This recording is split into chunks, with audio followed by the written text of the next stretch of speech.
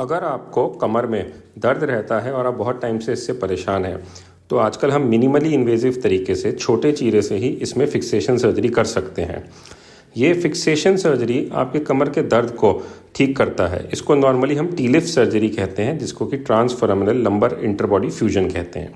ये हम 3 तरह से कर सकते हैं, एक तो ओपन तरीके से, एक माइक्रोस्कोपिक और एक मिनिमली इन्वेजिव या फिर एंडोस्कोपिक टी-लिफ्ट हम जिसको कहते हैं। अब जब हम इन तकनीक से करते हैं, तो जब हम छोटे चीरे वाली तकनीक से करते हैं तो उसके रिज़ल्ट बेटर रहते हैं। उसमें छोटा चीरा आता है, ब्लड लॉस कम होता है, इन्फेक्शन बहुत ही कम होने के चांसेस रहते हैं क्योंकि हम मसल्स को बहुत ही कम काटते हैं, और साथ ही साथ पेशेंट को हम जल्दी मोबिलाइज़ करना, मतलब खड़े करना, चलाना और हॉस्पिटल से घर भी बहुत जल्दी ही भेज सकते हैं। तो इस तकनीक के अपने फ़ायदे रहते हैं। इन फ़ायदों की वजह से ही मरीज़ खुश रहता है और कम दर्द के साथ जल्दी ही घर चला जाता है। अब इसको करने का तरीका क्या रहता है, वो हम नॉर्मली इस तरह की ट्यूब से इस सर्जरी को करते हैं।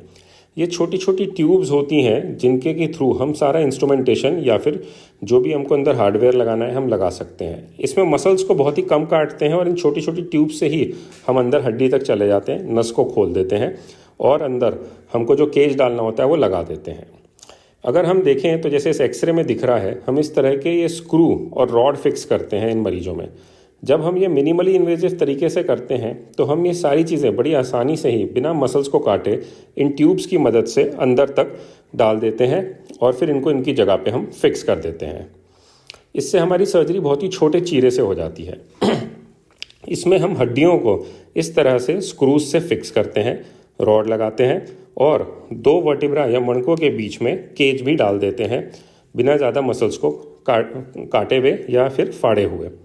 इससे ब्लड लॉस बहुत ही कम होता है, इन्फेक्शन कम रहता है और मरीज का दर्द भी नॉर्मल कन्वेंशनल ओपन सर्जरी के मुकाबले बहुत ही छोटा रहता है, जिससे कि रिज़ल्ट अच्छा होता है, पेशेंट खुश रहता है और जल्दी ही अपने काम पे वापस भी लौट जाता है।